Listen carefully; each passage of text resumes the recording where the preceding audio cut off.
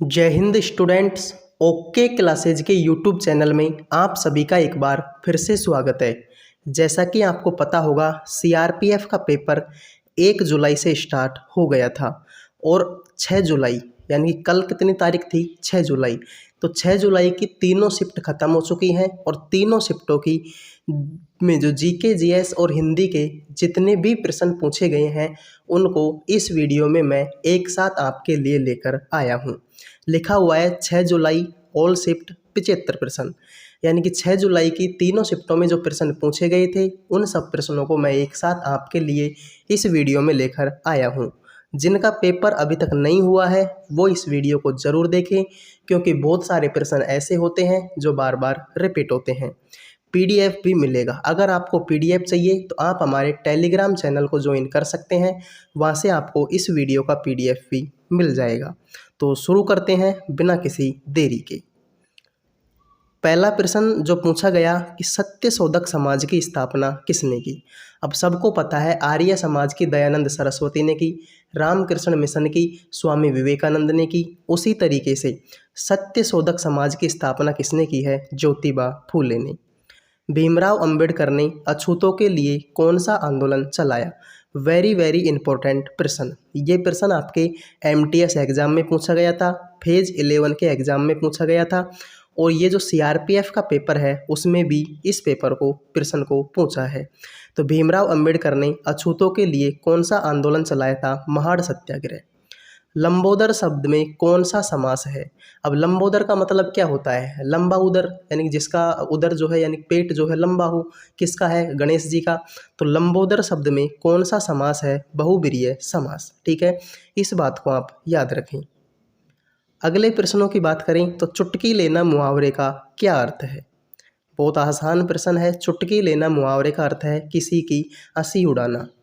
स्तूप किससे संबंधित है, तो स्तूप का संबंध किस धर्म से होता है, बौद्ध धर्म से। इस बात को आप याद रखें। अंधकार का विलोम क्या होता है, तो सबको पता है अंधकार का विलोम क्या होता है, प्रकाश होता है। 2011 की जनगणना के अनुसार सबसे ज़्यादा जनसंख्या वाला जिला कौन सा है। देखो पहले तो राज्य पूछता था, फिर केंद्र शासित प्रदेश यानी कि यूनियन टेरिटरी पूछा, अब यहाँ पर क्या पूछा है, जिला पूछा है। तो 2011 की जनगणना के अनुसार सबसे ज़्यादा जनसंख्या वाला जिला कौन सा है, महाराष्ट्र का ठाणे जिला। इस बात को आप याद रखें। किस जिले की जनसंख्या सबसे ज़्यादा है, महाराष्ट्र के ठाणे जिले की। अगला प्रश्न है मानव विकास सूचकांक कब से शुरू हुआ। मानव विकास सूचकांक कब से शुरू हुआ, तो पाकिस्तानी अर्थशास्त्री महमूद उल हक ने 1990 में मानव विकास सूचकांक का निर्माण किया था। तो मानव विकास सूचकांक कब से शुरू हुआ, 1990 से। मुंबई को पुणे से कौन सा घाट मिलाता है, बहुत इंपॉर्टेंट प्रश्न है। मुंबई को पुणे से कौन सा घाट मिलाता है, भोरघाट दर्रा। स्तूप के चारों ओर वृत्ताकार पथ को क्या कहते हैं। देखो पहले प्रश्न पूछा कि स्तूप किस धर्म से संबंधित होते हैं, फिर प्रश्न पूछा कि स्तूप के चारों ओर वृत्ताकार पथ को क्या कहते हैं, तो प्रदक्षिणापात कहते हैं। यानी कि जो परिक्रमा मार्ग होता है उसको कहते हैं, स्तूप के चारों ओर वृत्ताकार पथ को क्या बोला जाता है, प्रदक्षिणापात। अगर आपको वीडियो पसंद आ रहा है तो लाइक करें, चैनल को सब्सक्राइब करना ना भूलें। अगला प्रश्न जो पूछा गया वो ये था कि सबसे कम साक्षरता दर वाला राज्य कौन सा है। तो सबसे कम साक्षरता दर किसकी है, बिहार की है। सबसे ज़्यादा किसकी है, केरल की है। भारत की कुल साक्षरता दर कितनी है, 74.04% है। जीवित कोशिका की खोज किसने की, तो जीवित कोशिका की खोज की ल्यूवेन हुक ने। और मृत की किसने की, रॉबर्ट हुक ने। प्रश्न आता है कि जीवाणु का पिता किसे कहते हैं, तो जीवाणु की खोज भी किसने की थी, ल्यूवेन हुक ने की थी। जीवाणु का पिता भी किसको बोला जाता है, ल्यूवेन हुक को बोला जाता है। इंदिरा पॉइंट किस द्वीप पर स्थित है, तो इंदिरा पॉइंट की बात करें तो अंडमान निकोबार में ग्रेट निकोबार द्वीप पर क्या स्थित है, इंदिरा पॉइंट स्थित है। अगला प्रश्न है बाला सरस्वती का संबंध किस शास्त्रीय नृत्य से है।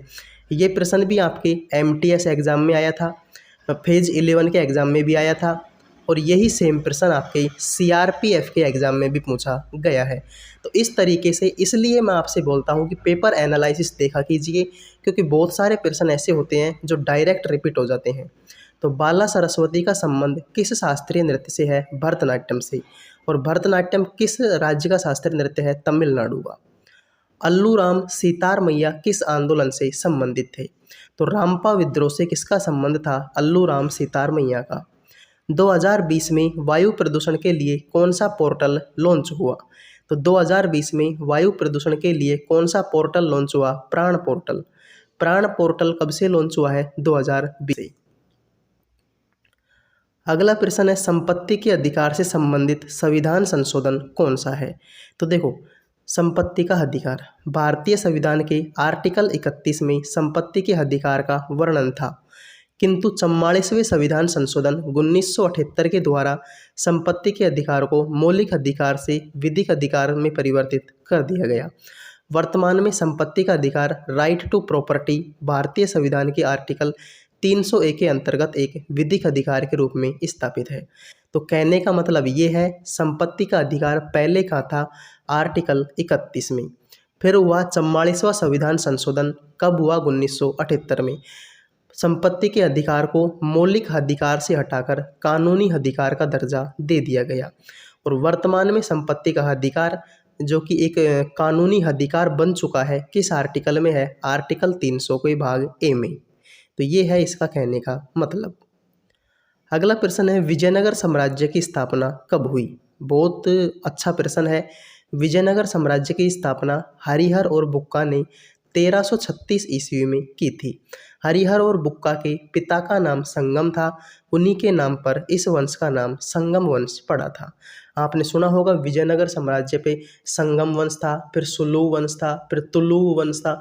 इस तरीके से विजयनगर साम्राज्य पे वंशों ने क्या किया था? राज किया था। संगम, फिर सुलू, फिर तुलु, इस तरीके से। तो विजयनगर साम्राज्य की स्थापना किसने की? हरिहर और बुक्का ने 1336 ईस्वी में। सिंधु घाटी सभ्यता में नर्तकी की मूर्ति कहाँ मिली? तो नर्तकी की मूर्ति की बात करें तो ये एक कांस्य मूर्ति है जो मोहनजोदड़ो से प्राप्त हुई थी, जो सिंधु घाटी सभ्यता का एक स्थल है। तो नर्तकी की मूर्ति कहाँ से प्राप्त हुई? मोहनजोदड़ो से। और मोहनजोदड़ो वर्तमान में कहाँ पर पड़ता है? पाकिस्तान में। जैसे कि लोथल गुजरात में है, धोलावीरा गुजरात में है, राखीगढ़ पंजाब में है, कालीबंगा हरियाणा राजस्थान में है। इसी तरीके से मोहनजोदड़ो कहाँ पर है? पाकिस्तान में। अगला प्रश्न है, चोल वंश की स्थापना किसने की? तो चोल वंश की स्थापना किसने की है? आपके विजयालय ने। चोल वंश की स्थापना किसने की? विजयालय ने। बक्सर के युद्ध में मुगलों की तरफ से कौन लड़ा था?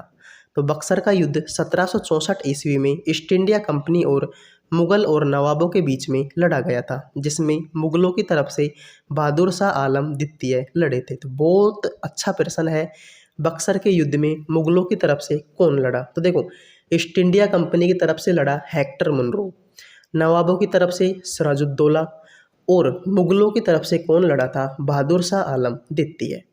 सत्यशोधक समाज की स्थापना किसने की? तो ज्योतिबा राव फूले ने सत्यशोधक समाज की स्थापना की थी। अगला प्रश्न है, पुरानी संसद भवन के वास्तुकार कौन थे?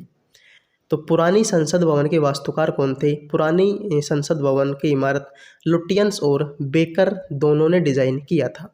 तो पुरानी संसद भवन के वास्तुकार कौन थे? लुटियंस और बेकर।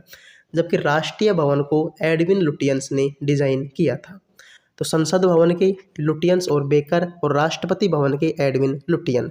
वर्तमान में जो नया संसद भवन है उसके वास्तुकार कौन है? तो विमल ऐसा कुछ नाम करके है, जिन्होंने नई संसद भवन के क्या है? वास्तुकार हैं। 2022 में भारत के नए सीडीएस कौन बनाए गए? तो भारतीय सेना के retired lieutenant general Anil Chauhan देश के दूसरे सीडीएस बने हैं। इससे पहले कौन थे? जनरल बिपिन रावत। तो दूसरे सीडीएस 2022 में कौन बनाए गए? अनिल चौहान। पुरुलिया छऊ किस भगवान से संबंधित है? तो पुरुलिया छऊ का संबंध किससे है? पश्चिम बंगाल से है। और भगवान कौन से संबंधित है? भगवान शिव से इसका संबंध है। अगला प्रश्न जो पूछा गया कि तालीकोटा का युद्ध कब हुआ? तो तालीकोटा का युद्ध 26 जनवरी 1565 को हुआ, और इसी युद्ध के बाद में विजयनगर साम्राज्य का क्या हुआ? पतन हुआ। 1833 का चार्टर एक्ट क्या है? तो 1833 के चार्टर अधिनियम ने चीन के साथ व्यापार में एकाधिकार और भारत में चाय के व्यापार में एकाधिकार आदि को समाप्त कर दिया था। तो चीन के साथ चीनी का व्यापार और भारत में चाय के एकाधिकार को क्या कर दिया था? इन्होंने समाप्त कर दिया था 1833 के चार्टर एक्ट के द्वारा। अगला प्रश्न है, गांधी इरविन समझौता कब हुआ? तो 5 मार्च 1931 को लंदन में द्वितीय गोलमेज सम्मेलन के पूर्व महात्मा गांधी और तत्कालीन वायसराय लॉर्ड इरविन के बीच एक राजनीतिक समझौता हुआ, जिसे गांधी इरविन समझौता यानी कि गांधी इरविन पैक्ट कहते हैं। तो गांधी इरविन समझौता कब हुआ? 5 मार्च 1931 को। किस किस के बीच में हुआ? महात्मा गांधी और लॉर्ड इरविन के बीच में। अगला प्रश्न है, 2011 की जनगणना में सबसे कम लिंगानुपात किसका है? तो सबसे कम लिंगानुपात किसका है? हरियाणा का। और सबसे ज़्यादा किसका है? केरल का। तो इसका आंसर क्या हो जाएगा? हरियाणा हो जाएगा। रक्त का थक्का किस कारण जमता है? तो रक्त का थक्का सबको पता है, विटामिन के जमता है और इसका जो वैज्ञानिक नाम है वो होता है फिलोक्विनोन। ठीक है, रक्त का थक्का विटामिन के कारण जमता है और इसका जो वैज्ञानिक नाम है वो होता है फिलोक्विनोन। कौन सी पर्वत श्रृंखला उत्तर पूर्व में नहीं है? तो ऑप्शंस के आधार पर आपका सही जवाब क्या हो जाएगा? जास्कर पर्वत श्रृंखला उत्तर पूर्व में नहीं है। अगला प्रश्न है, कितने वर्ष के बच्चों से काम करवाना निषेध है? तो बाल मजदूरी निषेध एवं नियमन अधिनियम 1986 के अनुसार 14 वर्ष से कम उम्र के किसी भी बच्चे को किसी कारखाने या खान में काम में नहीं लगाया जाना चाहिए। तो कितने वर्ष तक के बच्चों से काम करवाना निषेध है? 14 वर्ष तक के बच्चों को। हिंदी की बात करें तो अवयवी भाव समास से प्रश्न आए थे, तत्सम शब्द आया था, प्रैक्टिकल का संधि विच्छेद पूछा गया था, शब्द शुद्धिकरण से प्रश्न पूछे गए थे, संधियों से प्रश्न पूछे गए थे। इस तरीके से आपके हिंदी का पेपर आया था। अगला प्रश्न, क्षत्रिय नृत्य किस राज्य का है? तो क्षत्रिय नृत्य की बात करें असम का है। असम के और लोक नृत्यों की बात करें तो जैसे कि बिहू, नटपूजा, तबल, चौबंगी, बिछुआ, बगुरम्बा, बोईसाजू, महारास, काली गोपाल आदि किसके लोक नृत्य हैं? असम के लोक नृत्य हैं। मैथ की बात करें तो मैथ में आपके सिंपल इंटरेस्ट और कंपाउंड इंटरेस्ट से प्रश्न आए थे, क्षेत्रमति से प्रश्न पूछे गए थे, बोर्ड मास से प्रश्न आए थे, इसके अलावा औसत से प्रश्न पूछे गए थे। इस तरीके से आपके मैथ का पेपर एग्जाम में आया था। अगला प्रश्न है, संगीत नाटक अकादमी कहाँ स्थित है? तो संगीत नाटक अकादमी आपके रविंद्र भवन, फिरोजशाह रोड, नई दिल्ली में स्थित है। रीजनिंग की बात करें तो रीजनिंग में आपके ब्लड रिलेशन से प्रश्न आए थे, फिगर यानी कि आकृतियों से प्रश्न आए थे, रिलेशनशिप रिश्तों से प्रश्न आए थे, मिरर इमेज से प्रश्न आए थे, एक आपकी जो श्रृंखला है, श्रेणी है, वहाँ से प्रश्न पूछे गए थे। तो ये पेपर आया था आपकी रीजनिंग में। तो आज के लिए इतना ही। आई होप आपको ये एनालिसिस पसंद आया होगा।